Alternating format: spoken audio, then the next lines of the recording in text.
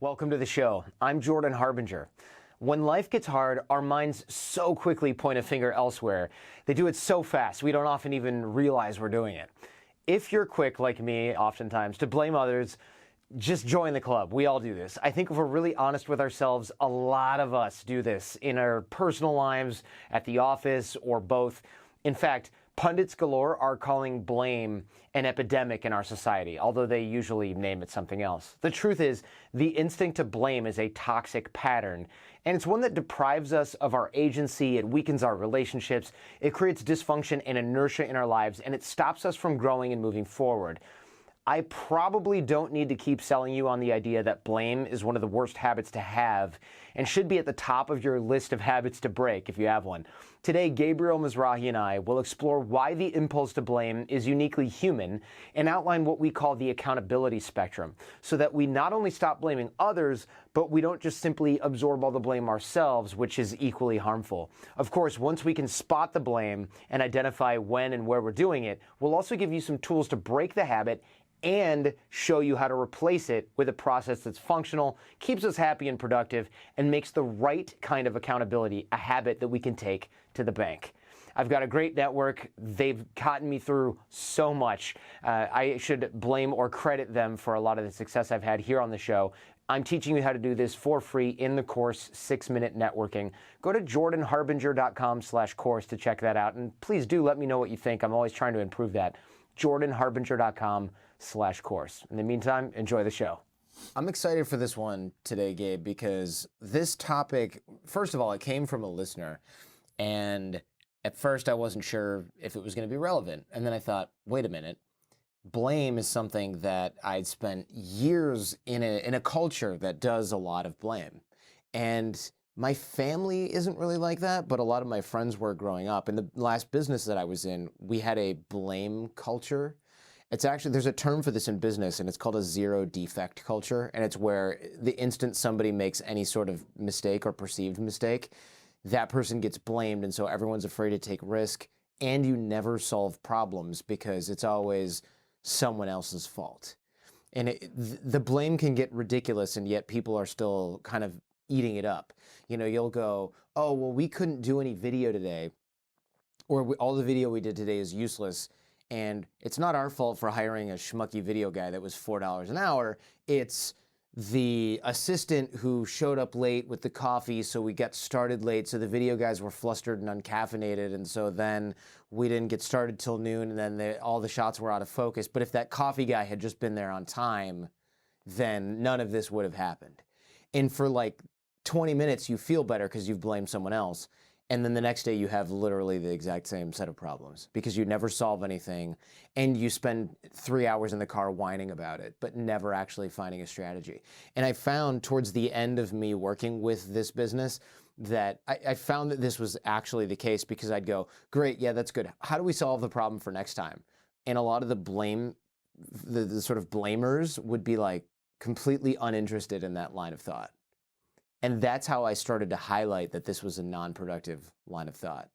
But it's insidious, it's sneaky, and I think it's a great way to waste a lot of time in your life and in your business. So I'd love to attack this in a deep dive here. Yeah, it's funny, when life gets hard or when business gets hard or relationships get tough, the human mind is so good at pointing a finger elsewhere that we don't even realize we're doing it sometimes. Right. And when you see it in someone else, it's a lot clearer. Yes. It's a lot harder to see it in yourself, but there's this, it's a very human tendency because when things get hard or when a problem arises, and if the stakes are high enough, a problem will create a real anxiety in you, right? Or Yes. an anger or a frustration or whatever the feeling might be. And the more intense the situation, the more intense the feeling. Who wants to live with that feeling? Like, it makes sense that you would want to discharge it onto someone or something else.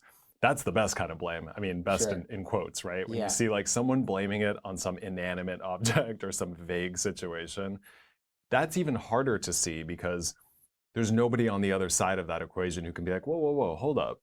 I didn't do that. That wasn't all me. But you know, you could easily blame a door for not closing correctly if it'll get you out of a problem. Yeah. Or traffic. Traffic is a great one, right? Traffic's the classic one in It's LA. a perfect one because, yeah, that's probably a very LA specific example, but like, it's made up of individual people who are contributing to the problem, but it's an abstract concept that really can't fight back or speak up for itself and point out like, yeah, traffic sucks, but isn't it the case that like you should have left 15 minutes earlier? Right. Isn't that the problem? You know what I mean? Sure. So there are all these clever ways that we can blame, and when we do, as you point out, like especially in workplaces, it can deprive us of our agency, it can weaken our relationships, it causes massive dysfunction, massive and deep dysfunction that can take months or years to unwind in some cases, and it creates inertia. And that's probably the worst part about it, is that this thing that is designed to get us out of the problem that we don't want to deal with only gets us in deeper and then makes it harder for us to act in a way that's actually productive. So I'm glad we're talking about it. I think it's a really timely topic. And also it's something that's taking shape in our society at large. Like the more complex and problematic the world gets, I think the more insidious the tendency to blame becomes. Yeah. And people disagree about this, but I think in many cases, people are rewarded for blaming. They are. They're encouraged to do it. Sure. Blame the Democrats, blame the president, blame the anybody. snowflakes, blame the alt-right. Whoever. There's all kinds of, I mean, you can literally just take a group and put blame the in front of it, and you end up with like a whole subgroup or other group that exists solely to really just do that, blame. And it becomes a lens on everything. It's the filter with which you see everything. And instead of becoming a choice that we can control, it's the way that you navigate the whole world, which is really a great way to become powerless immediately. Totally. So what is blame really? I mean, I think we all know what it is intuitively, but it's worth exploring a little bit. So the impulse to blame is deeply human, right? Like when people hurt us, when mistakes get made or relationships reach a conflict point, like our minds will do anything to avoid the discomfort that those situations create.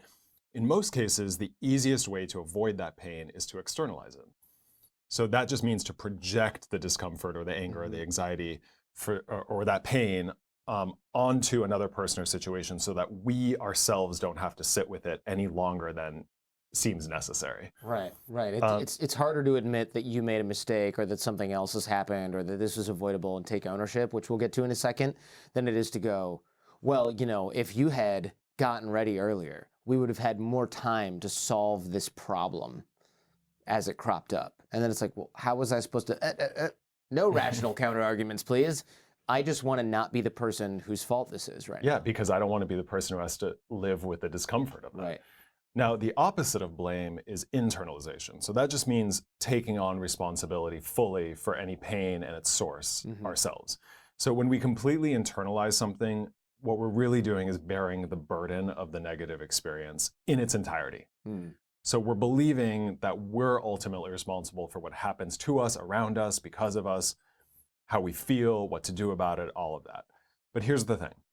Internalization can be just as toxic as externalization. So when you blame, when you externalize, you project that anxiety and anger onto other people.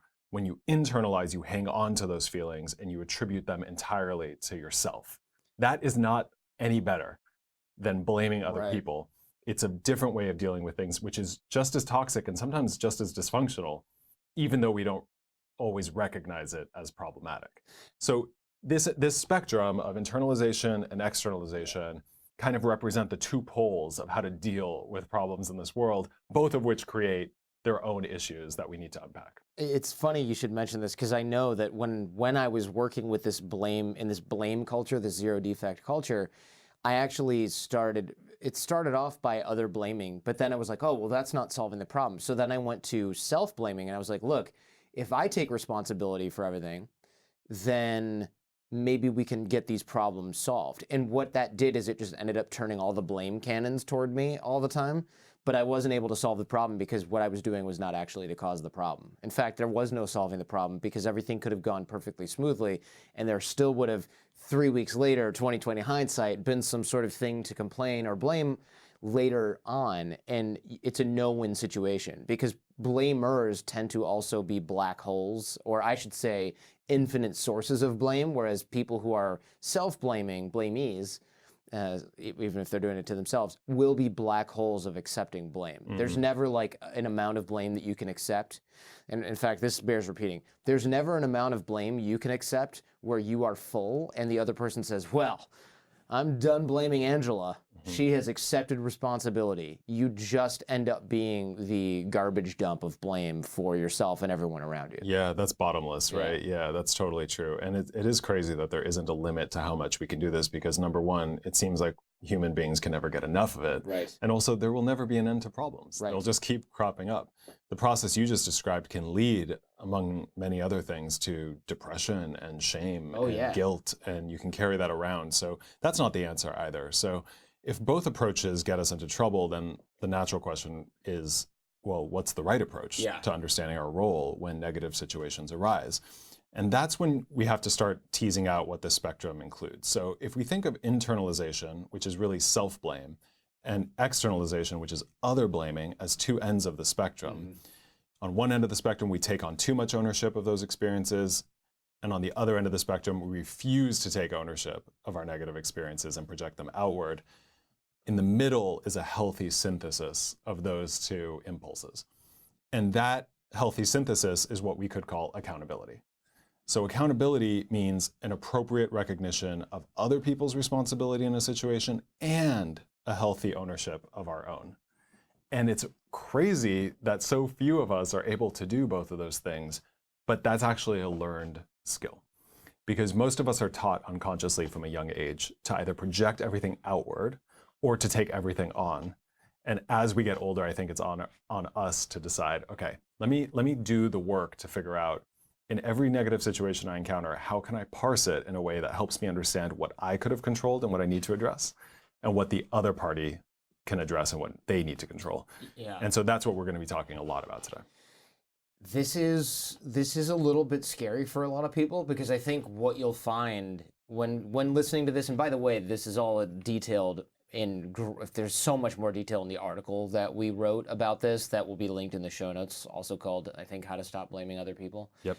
And so if this is a topic that rings a couple bells, alarm bells or otherwise, go and read the article because there's going to be a lot more in there. Some nice case studies, some good tables, and some nice exercises as well. You're so proud of your tables. I like the tables. You know, I'm a big fan. Guess who made the tables? Guess who made the tables? And the crude spectrum diagram. Spectrum diagram, that shifts when you touch it on the Google Doc.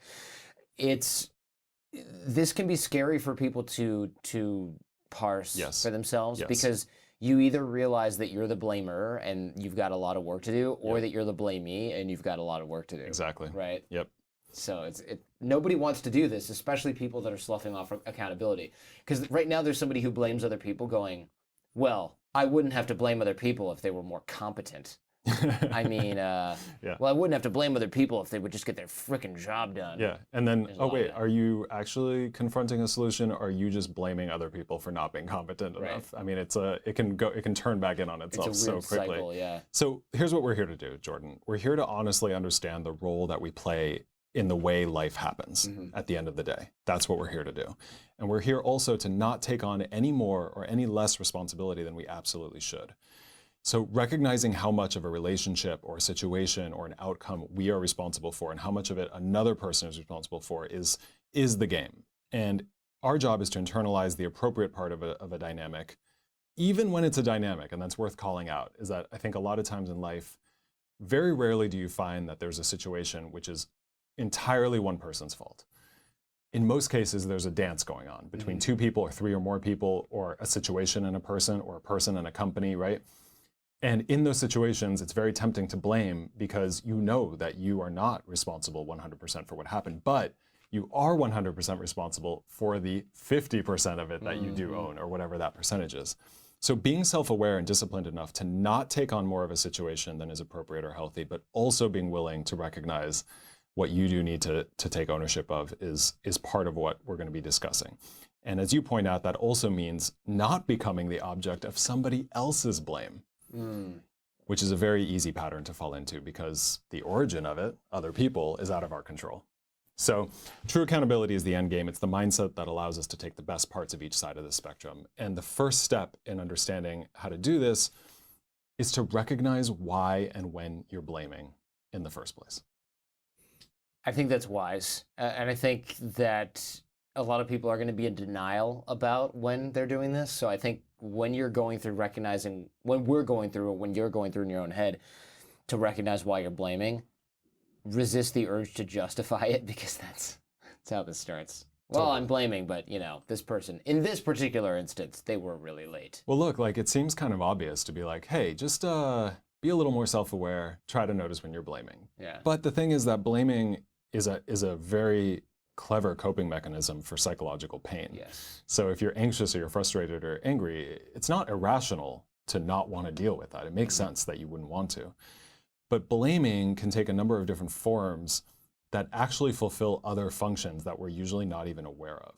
Like in a single day, right? You could wake up and you can blame the city for traffic on the way to work. You can blame your colleagues for like not making the next pot of coffee when they finish it. Right. You can blame your boss for making you stay past 7. You can blame your friends for making you feel silly over drinks that night. That's right. You can blame, this is getting a little personal, but you can blame your cat for knocking over a glass of water, on the bedside table, even though he's done it like 9 other times this week. Right. It's like clearly telling you that it's time to stop putting the glass of water on the bedside table. Get a heavier glass. Just get a heavier glass, or don't put, like there are so many situations that seem to call for blame. Like there's no end of problems in life, yeah, right? You can easily find someone to blame for pretty much anything. Anything, big or small, right?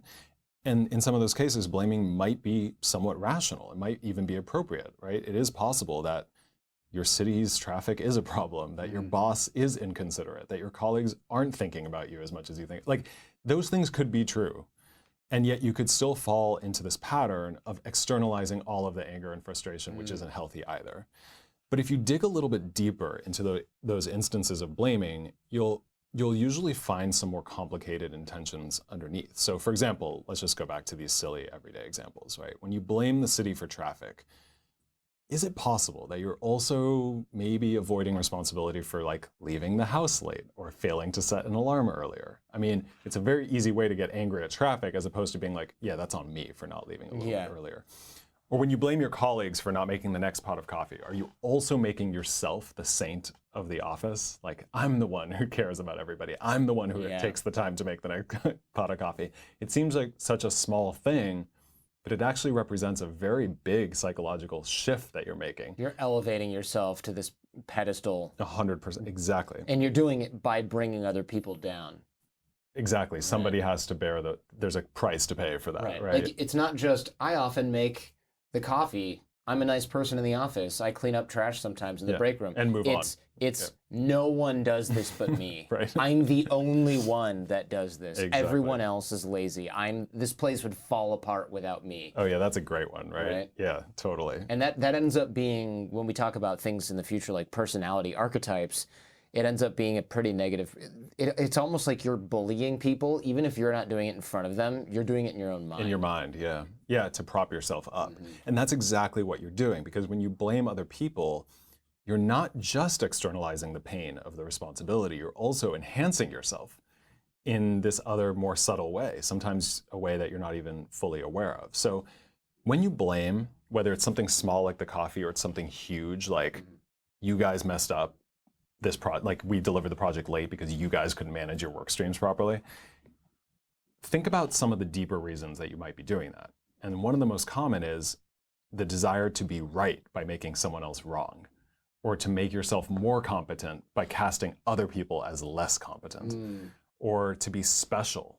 Even if you get to be special by being the person who's suffering, who's frustrated, who's angry, right? Like you take on a special role because you're the person who knows enough to know that it's everybody else's fault. That's right. Yeah, you are the special victim, and even though it's your own making, essentially, you're the special victim.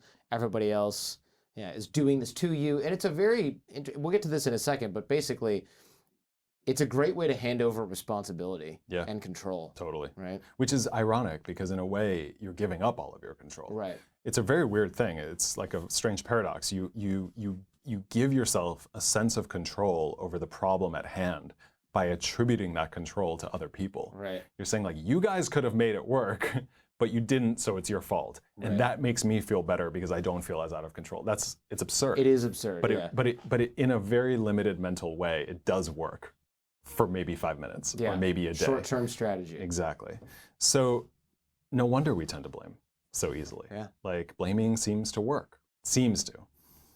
But once you really see how blaming is designed to prop you up, it becomes a lot harder to engage in it. A lot of the tendency to blame that we see in companies, workplaces, even families, that's another really very complicated dynamic where blaming comes up a lot. It's because the people who are involved are not aware of these subtler motivations. If they were, then it would give them pause to be like, okay, I know that I don't want to feel responsible for what's happening right now, but am I doing this because I want to be the only nice person in my family, or to be seen as the only nice person? You know what I mean?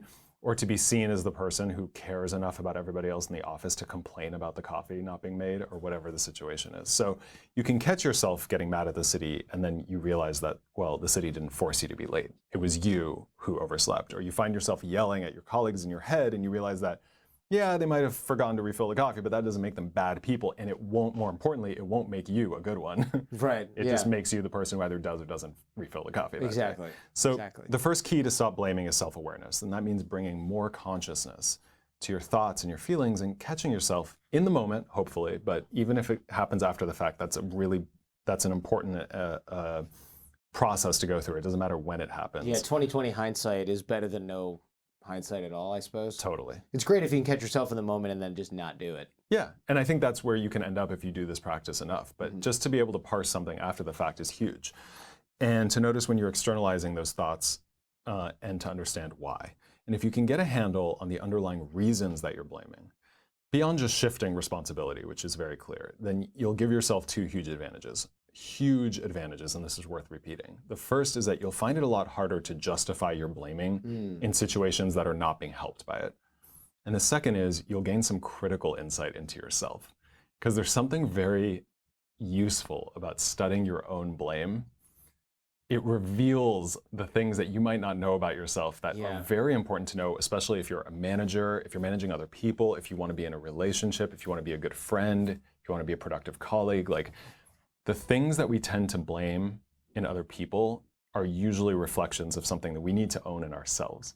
So whether that's better time management, or knowing how to give feedback to people, or understanding how to be kinder, or whatever the situation happens to call for, if you study your blame and you figure out those intentions, you'll usually learn something really important about yourself. That's interesting, and yeah, that makes total sense. Because whenever we have these sort of bad habits or negative patterns, whenever we dig down to the bottom, there's usually something that we're either trying to hide, make up for, overcompensate, compensate for, whatever. So it's like the control thing. We don't have control, so we blame other people, hand over control to them, thereby gaining what we think is control. Yeah. It's weird. Yeah, and then you ask yourself, well, why do I want that control so badly? Okay, I do want control. Of course I want control. I don't want to feel out of control in my career. But if I want that control, is this the way to go about it? Right. And to what end? Am I trying to be a manager, or am I just trying to feel less chaotic? You know what I mean? Like, you can unpack that and discover, as you point out, these insecurities or these vulnerabilities, or even this like hopes and expectations that sometimes are operating without our full consciousness. When you go to a therapist and do it, they're often like, tell me about another time in your life when you didn't have control. And then you're like, oh, my parents got divorced, and then my mom left, and then blah, blah, blah. Like, you find these weird things. That's not a real example from my life, by the way. My parents are still together, very cool. Yes, they are. And they look adorable sitting across from a breakfast table. That's right. Yeah. That's right. But your point is great. Like, you start drawing those connections among data points that you didn't even know were there. Right. You find these weird connections where you're like, oh, I've never had control in my life. I've always felt like life was done to me. Oh, my grandmother and aunt raised me, and they were too doting, and so I never really had control over my path, and now blame other people. Yep. And isn't it interesting, because you usually don't think about blaming as this portal into like self-discovery, but what you're talking about is really important. Like, I guess that's always the case though. It's interesting, like this is a little bit off the beaten path of what we're talking about, but you take this problem like blame, and if you really dig into it, you end up with this window into yourself. But that's the beauty of good self-help, I think, is that you can, if you really unpack a problem, you can get something more than just the solution to that problem. You can come to a better understanding of yourself and other people. And because blame involves two parties, it's a really good one to do that. Because if you can work on this blame problem at work, like in a professional setting, you can become a better manager and help everyone else become a better employee. Or if you do it in your family, you can understand the roots of all of your neuroses and issues or just values or whatever, and you can become a better family member. Yeah. So it's actually really useful. So let's get a little more tactical now. The next step in this process is to replace the impulse to blame with the decision to understand. Because when the impulse to blame arises, it happens so quickly. Our minds are already blaming other people or situations before we even choose whether we want to or not. That's where the self-awareness comes in. That's where checking in with yourself can slow things down for a moment. And you can decide, there becomes a moment where you can decide, okay, I'm angry, I'm frustrated, I'm concerned, I feel out of control. I can either follow this mental impulse to project it onto someone else, or I can say, hang on a second, let me really understand what's happening in this situation. When we blame another person in any given situation, we usually are attributing responsibility unfairly. Right. So there's a version of events that supports our desire to blame. So when we blame someone else, we're usually attributing more responsibility to them than they actually have. Or when we internalize, we attribute more responsibility to ourselves than we actually should. But when we correctly dole out responsibility among everybody and every situation that was involved, then we achieve true accountability. Right, because you can't solve the problem if you are taking on responsibility that you don't have, because you don't have the ability to solve that problem. And if you're sloughing off all the responsibility that you would have normally had onto the guy who ran and got your coffee that morning, now you can't solve the problem either, because there's nothing for you to solve. It's all someone else's fault. Exactly. Yeah, accountability, like true accountability, it actually requires honesty and self-awareness, and maybe most importantly, a willingness to bear the discomfort that comes with honestly owning your piece of it. I think that's the key, because there's a lot of people who don't want to own it because they take ownership and responsibility, accountability as something that means something negative about their personality or them as a human. Right. You know, they've been raised or something in such a way where if you've done something wrong worthy of an apology or some sort of change in behavior, you are a defective person that doesn't deserve love or whatever. Yep. And there are feelings around Right. that feeling. Yeah, totally. Yeah, like in my family and in my current home, if you do something and you make a mistake, it's okay. The other person's not going to leave you. You're not going to be abandoned by your wife or, parents for doing that. Yeah. But I know that other people probably live pretty consistently with that fear. And I truly think that some of the stuff we were dealing with in the old company does stem from, there was one person whose mother had abandoned them as a child. And I think a lot of his behavior came from the fear of abandonment. So it was like everything he did had to be perfect, even if he had to beat it into you, that it wasn't his fault. And so by definition, it had to be someone else's fault. It couldn't be his fault. So if there was a problem and it wasn't his fault, well, shoot, you're the only other person in the room. It's got to be you then. And that's toxic. It's toxic for them because they can't fix the problem, and it's toxic for you because then you're going, well, I guess I'm a bad person, right? We learn this stuff from a young age. Yeah. And most of us have to learn later on how to deal with it the right way. It's sad, but I guess it makes sense, because if we were taught accountability without being punished for it from a young age, then there wouldn't be so much of this dysfunction in the world, but there is. So that's why we're talking about this.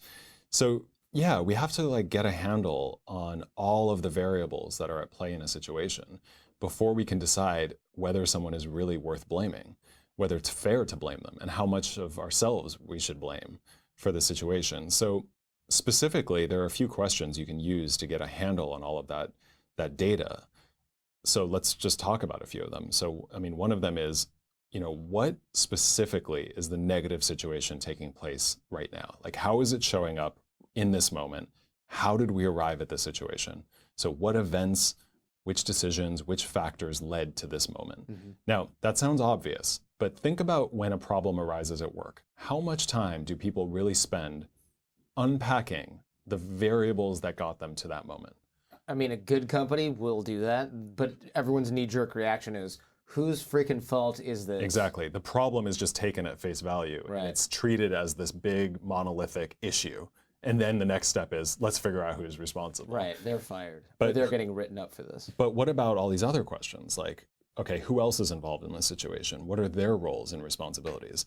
You know, also which external factors came into play, factors that were not under anybody's direct control, like weather or office policy or tangential conflicts or somebody's rough morning that literally had nothing to do with you, but ended up playing a role in the situation. By the way, this has a really strong connection to a cognitive bias that you and I have talked about a lot, which is the fundamental attribution error. Yes. So this is a really interesting little subplot, but like a lot of people, including me, I'll speak for myself, like there's a cognitive bias that makes us want to attribute people's decisions to who they are, like to their deepest character. Right, their DNA. Their DNA. Like if somebody cuts you off in traffic, it's because they are a terrible person, not because they were late to work because of some unrelated issue that if we were in the same situation, we would be responding in the same way too. Like we don't take into account environmental or situational factors or matters of circumstance when we judge other people. We tend to judge them based on who they fundamentally are.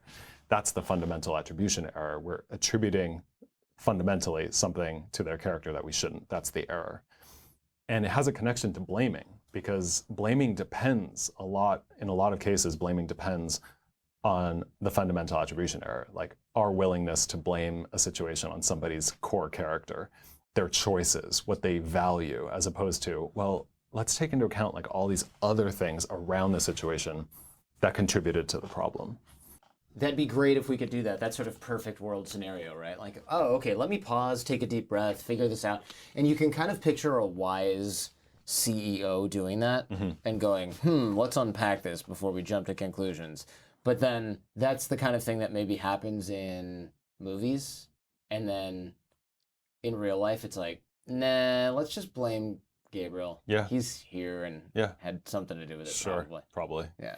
I mean, yeah, it's just easier to blame. It's easier to blame, but it's not easier in the long term. It's short term easy. It's the path of least resistance. Exactly. Long term, it doesn't solve anything. And by the way, I mean, most people you talk to who work in major companies are unhappy. I mean, they're frustrated. There's office politics. Office politics depends on what am I responsible for? What are you responsible for? How much power do I have? How much power do they have? How do I get more power? I mean, no wonder people are so miserable in a lot of their jobs.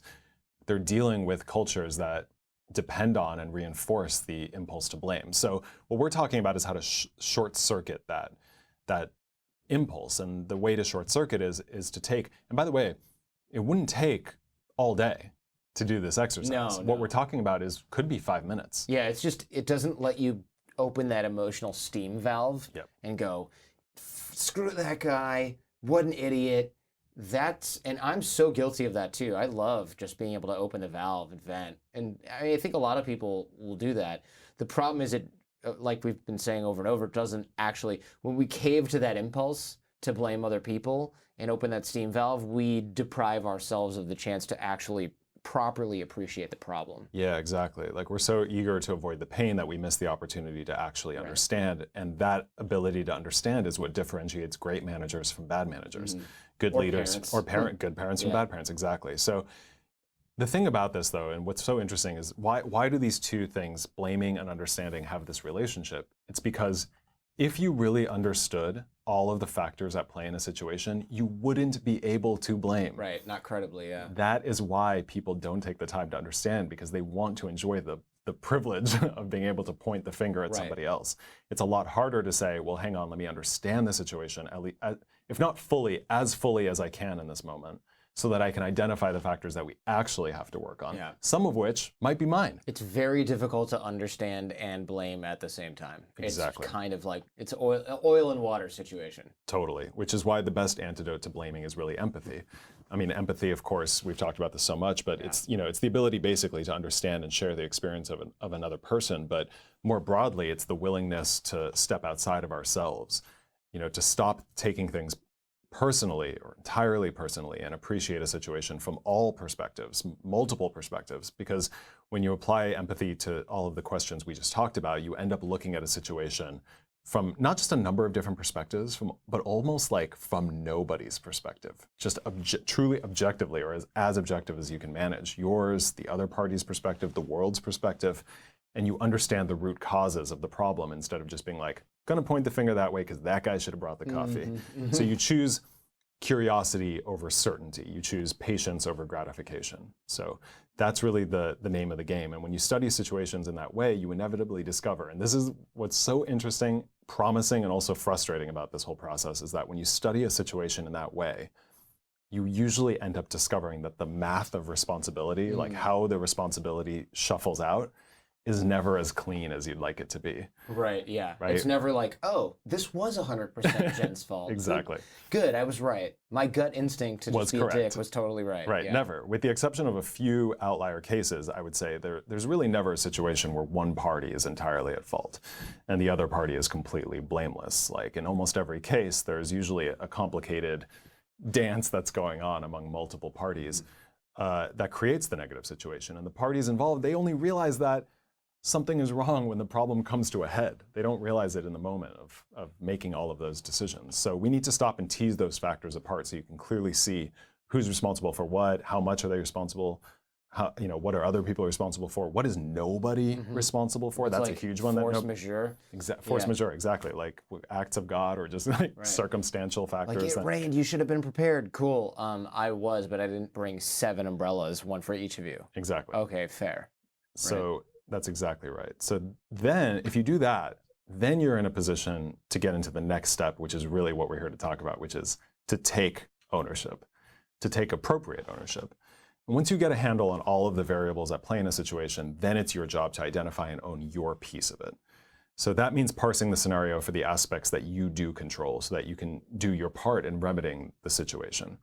But that process really starts with something very concrete.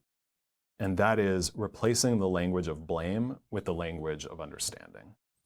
So replacing the impulse to blame with the choice to understand comes down to language. Yeah. Really, right? I mean, whether it's in your head or spoken out loud. Yes, exactly right. And that, that is a conscious choice to reframe the language that you're using. So that means asking questions rather than making statements. Right. It means leading with empathy rather than judgment. And these questions are decidedly less satisfying, I guess, in the moment, because instead of saying, I can't believe he did that, what an idiot, you have to say, okay, help me understand why they made or why you made this decision. Yep. That doesn't feel as good as just choke slamming somebody verbally, right? Exactly. No, because you don't get the steam valve. Right, the steam valve. This is all their fault. Or, I feel like in this situation, he or she could have acted differently here. Or is there something I'm missing about my role in this situation? Yes. Exactly. This isn't my problem, it's your problem. All right, is this a problem? How much of this is my problem? How much of this is within my control? Yep.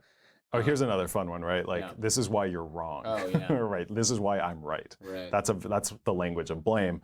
But how differently would that conversation go if you said, okay, here's how I see things. How do you see things? Or I noticed that you did or said or you felt XYZ in this conversation. Why? Can you explain to me why you felt that way?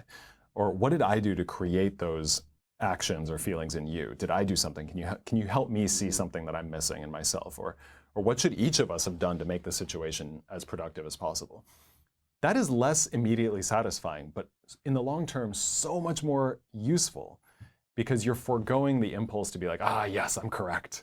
Everyone else is wrong, and now I can just walk into the other room and this problem will no longer be mine. And you're saying, okay, let's slow this down for a second.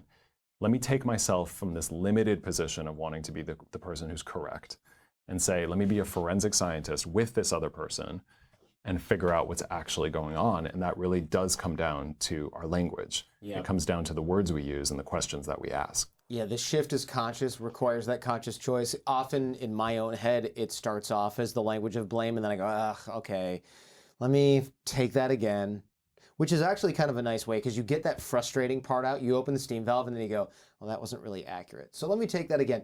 It works when it's in your own head. It doesn't work as well when you let somebody have it in your office, and then you come back 20 minutes later and you go, so turns out that I was just being a complete dick. So you kind of have to, if you're doing this in your own head, make that conscious choice and shift whatever, get it out of your system and then make the conscious choice.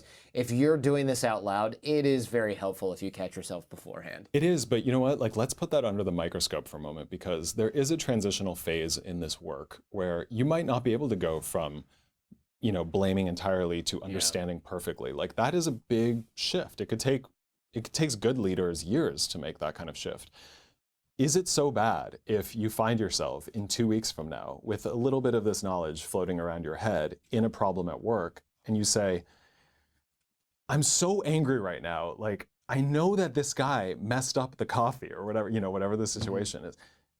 I really, really want to point my finger at this person, and part of me really thinks that he's responsible. But you know what? Before I do that, can we talk about this? I'm angry. I just want everyone to know that I really want to blame somebody. Yeah. But am I missing something?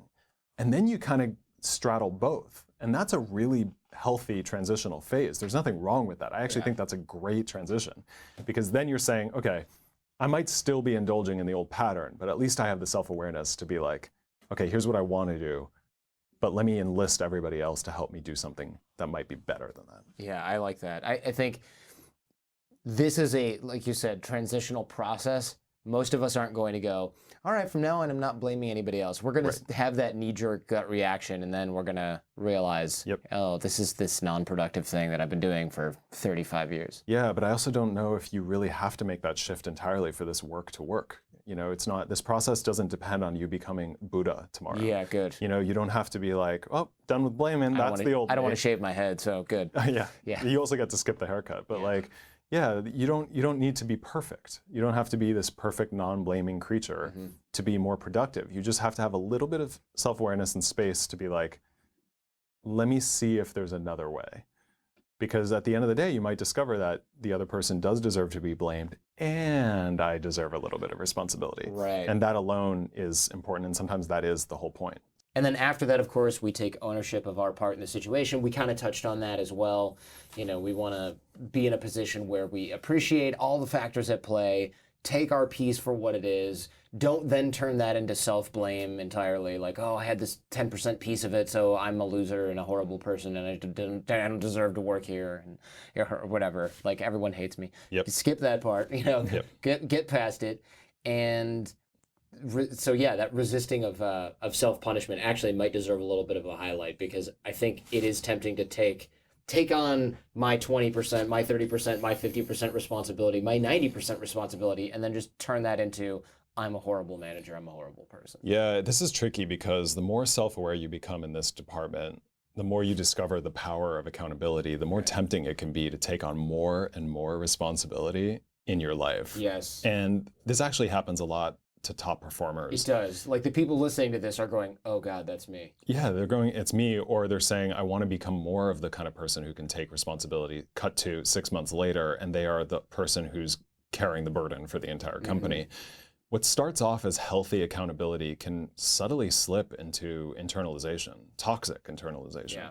And that's a pitfall that you have to consciously avoid by constantly checking in with yourself, in just the same way that we've been talking about this whole time, except instead of doing it with your desire to blame other people, you do it with your desire to blame yourself.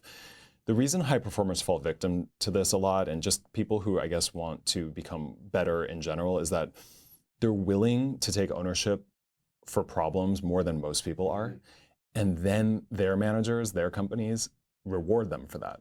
So if you're the person in the office who says, okay, this work stream got messed up over here because of somebody else, but I'm not going to blame that person. I'm going to step in, I'm going to help them fix it, I'm going to own my piece of it, and I'm going to do the same for 3 other work streams. That's the kind of behavior that gets you promoted. It gets you a raise, it gets you a bonus, right? You start to climb in the company and you think, well, okay, I got here by taking on so much instead of blaming. What if I keep taking on more and more and more?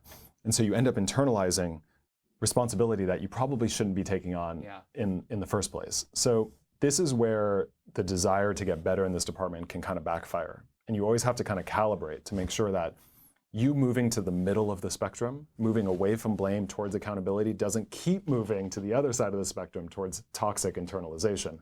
You always want to kind of be moving back and forth, calibrating to make sure that the stuff you're taking ownership over is fair and it's healthy, and it's based on an accurate understanding of how much you can and should control and how much other people can and should control. Yeah, this is great. This is great. I think making accountability a habit is sort of like, it starts off as a burden and turns into a superpower. Yes. It is a little bit tough to lead by example when it comes to this, but I think that's probably a good first step. Yeah, because at the end of the day, accountability is really most powerful when it's a habit. So it's not we want to get to a point where accountability is no longer this thing that we have to stop, take 30 minutes, go through a checklist, move through it. That can be part of the transitional phase, but over time, you want to replace the lens of blame with the lens of accountability so that it becomes just as knee-jerk as the desire to point the finger. Exactly. Right? It becomes just as easy to say, okay, let me take ownership. So you can consciously cultivate it in a way that becomes second nature until the instinct to take ownership of your actions becomes just as strong, hopefully even stronger than the impulse to blame. And to your point, the best way is really to lead by example. Leading by example means committing to accountability in your own life before you expect it from other people. Because when you can model accountability for other people, whether it's colleagues, family members, children, friends, partners, that often inspires them to do the same with us. And sometimes I think a lot of us go around with this idea where it's like, yeah, I would totally be accountable if everyone else were accountable. Right, yeah. I'll do it as soon as other people start taking their share of responsibility. Exactly. Which is just like blame 2.0. It's blame built on blame because you're like, well, if they stop pointing the finger, then I'll stop pointing the finger. Right. But it really takes one person to break the pattern by saying, I'm going to stop doing that in my sphere. And it's incredible to see how that compounds because once there's a section of a company or a part of a family or a piece of a relationship where the blame game isn't happening any longer, the other person could still be doing it all day. But if the other person is doing true accountability, healthy accountability, then the toxicity and the dysfunction doesn't manifest as strongly as it would otherwise. Yeah, Jen. Oh, wait, I'm doing it wrong. That I love because you can let I don't want to say wind out of the sails, but you can almost detoxify your environment by going, look, you might not be taking accountability, but I'm going to, so I'm no longer going to allow you to, all this blame you're putting on me, I'm just going to go and filter that through my purifier of traditional legit accountability. So you can dump all the blame on me that you want, but I'm only going to accept the part that actually is mine. Yeah, that's a big part, and there's a discipline to that. And what you just described is really important, and that in some ways is harder than just shifting the language of blame. That's having a good internal compass of, I could be on the receiving end of a lot of toxicity or a lot of finger pointing, but it's up to me to decide how much of that is going to mean something to me. Like realistically, no, it isn't my fault that the entire project failed. Yes, I should have done a better job in screening these two vendors or whatever, but legitimately, there were 3 other managers. Everybody was using these vendors. Nobody had a problem until the end. This is not 100% Jordan's fault. Right. So let's get out of this meeting with a few takeaways. Number 1, the next time we go through a round of vendor selection, I'm going to be a lot more diligent, and I'm going to make sure that we check these boxes before we hire somebody because that's what got us into trouble. That's on me. I'm glad I learned it. That won't happen again. Right. But the fact that nobody said anything for 6 months, even though everybody seems to have been aware of the problem the whole time, that is not all on me. Yeah, that's not all on me. So can we fix that? Can you guys tell me when you see problems with our vendors? I can't imagine somebody being like, no, I'm not going to tell you. Someone would be like, yeah, that's fair. I saw you take accountability for your piece. You've opened a window for me to take accountability for mine. Exactly. So that's kind of how it can go in practice. The other big way to institutionalize accountability is to create a practice, and we've sort of been touching on it, but turning accountability into a practice means returning to the framework in this article when negative situations arise. So when an instance of blaming comes up and you haven't been able to stop it in the moment when it arises, you can always fall back on like the policy and the procedure that we've been talking about here. You can take a step back and notice the externalization taking place, and you can choose to walk through the steps that we've covered and find a more productive way through the conflict. You can even, honestly, make this a daily or weekly practice, which I know a lot of leaders do. You can do it in your own life and you can do it with your team. And that could be just a 20-minute conversation where you guys get together and take stock of all of the instances of blaming that came up that week. Yeah, so a blaming inventory? Yeah, sure. Interesting. I mean, you could do that and say like, hey, remember when we missed that deadline on that competition, that architecture competition? I'm not totally pulling from my friend's life right now because he works at an architecture firm where they have to submit these architectural proposals on these really tight timelines for these competitions. It's really intense. And there's so many work streams, so there's constant miscommunication and people are getting pieces in late or early, or they're still figuring out how to make it all work. And so it's a perfect environment for blame because, you know, there's so many moving pieces. You could easily point your finger at one of them. Until 5 o'clock in the morning. Totally, regularly, a couple times a week, I think they're doing that. So like, you know, that's a moment where you could say, okay, on Tuesday, I got really mad at Jake for not turning in the work stream, but I also didn't check in with him, and I just want to call out, I totally could have done that. I'm going to be better about that next time. And also, Jake, I need you to get me this on the, you know what I mean? Like, and you guys can kind of parse the situation after the fact. And next week, when the same situation arises, you've put yourself in a situation to make sure that that doesn't happen exactly the same way again. So that can be a really powerful practice on your own. It could be with your family or with your team at work, because that's how you institutionalize accountability and make it a culture, as opposed to just, oh yeah, I think I remember this like vague checklist that I can do in my own head from time to time. It can be a way of doing business. As a final thought, what I really love is that accountability it tends to be anyway, infectious, because just as we can decide we're only going to accept the portion of blame that is ours when we're being accountable, other people will often follow that example, because I think once we see 1 or 2 people doing it, we decide, or at least in my case, we decide, this is healthier. Everyone's sharing the burden. It lightens the load for everyone. And even all but the most ardent blamer are going to kind of go, oh, this is actually solving the problem, so we feel crappy less often. Why don't we all adopt this strategy? So anybody but the most pathological, toxic blamer will probably follow suit. And that's kind of a big deal, because that means that you are actually in charge of this because you can decide to take accountability, and other people mostly will follow you. Totally. I mean, when we blame other people, we make it much easier for them to point the finger back at us. Sure. And when we internalize too much, we also signal that we're willing to put up with that externalization, right? Like we signal that other people should internalize their reactions too.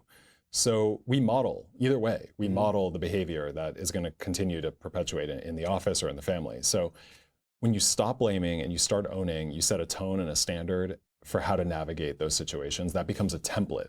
And that template is an example, but it's also, you know, a way to show people how you want to interact with them. You say, I'm not going to approach you like the enemy, even if there was a mistake that you made.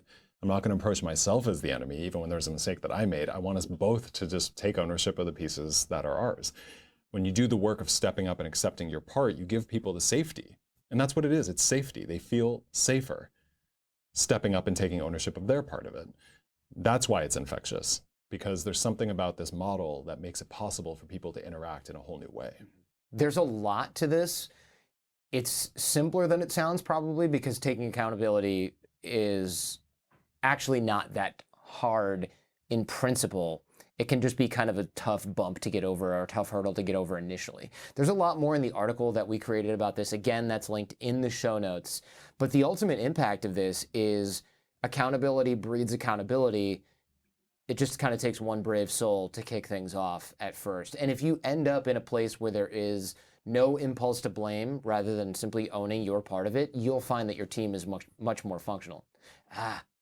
And when you end up in a place where the impulse to blame is gone, and instead the impulse to take accountability is what's present, you'll find your team, your business, your family is much more productive, enjoyable, frankly, and you'll also be able to quickly identify those who are the toxic blamers, because they will kind of refuse to engage in this process entirely. They will just go, well, normally I would, but it's still all Jen's fault. It's still this one's 100% your fault. They just can't do it. They require therapy.